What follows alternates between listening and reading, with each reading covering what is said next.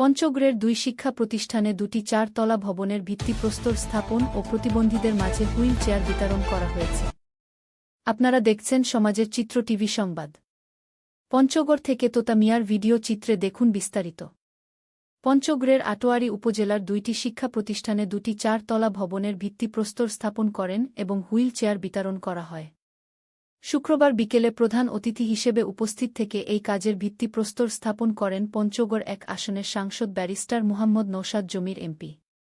এ সময় আটোয়ারী উপজেলা নির্বাহী অফিসার রিপা মণি দেবী, উপজেলা বিএনপির সভাপতি এজেড.এম বজলুর রহমান জাহেদ, সাধারণ সম্পাদক নজরুল ইসলাম দুলাল, শিক্ষা প্রকৌশল অধিদপ্তরের সহকারী প্রকৌশলী ইব্রাহিম হোসেন, সাংগঠনিক সম্পাদক ও বড়দাপ উচ্চ বিদ্যালয়ের সভাপতি বদিউজ্জামান মানিক, বিএম কলেজের অধ্যক্ষ রফিকুল ইসলাম উপস্থিত থেকে বক্তব্য রাখেন।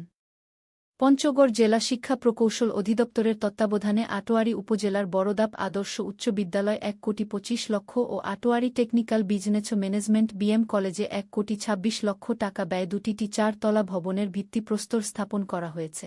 মোট ২,৫১,০০,০০০ টাকা ব্যয়ে লালমনিরহাটের মেসার্স এইচএইচ এন্টারপ্রাইজ নামের প্রতিষ্ঠানটি এই কাজ সম্পন্ন করবেন বলে জানান শিক্ষা প্রকৌশল অধিদপ্তর। এ সময় জেলা ও উপজেলার দলীয় নেতাকর্মীগণ সহ স্থানীয় সুশীল সমাজের লোকজন উপস্থিত ছিলেন। উদ্বোধন শেষে উপজেলা পরিষদ হলরুমে উপজেলা প্রশাসন কর্তৃক আয়োজিত হুইল চেয়ার বিতরণ অনুষ্ঠানে প্রধান অতিথি হিসেবে উপস্থিত থেকে ১৮ জন প্রতিবন্ধীদের মাঝে হুইল চেয়ার বিতরণ করেন তিনি। সমাজের চিত্র টিভি সংবাদের সাথে থাকার জন্য ধন্যবাদ। পরবর্তী সংবাদ শোনার আমন্ত্রণ রহিল। সবার আগে আপনার এলাকার সংবাদ পেতে আমাদের চ্যানেলটিকে সাবস্ক্রাইব, লাইক, ফলো দিয়ে সাথে থাকুন।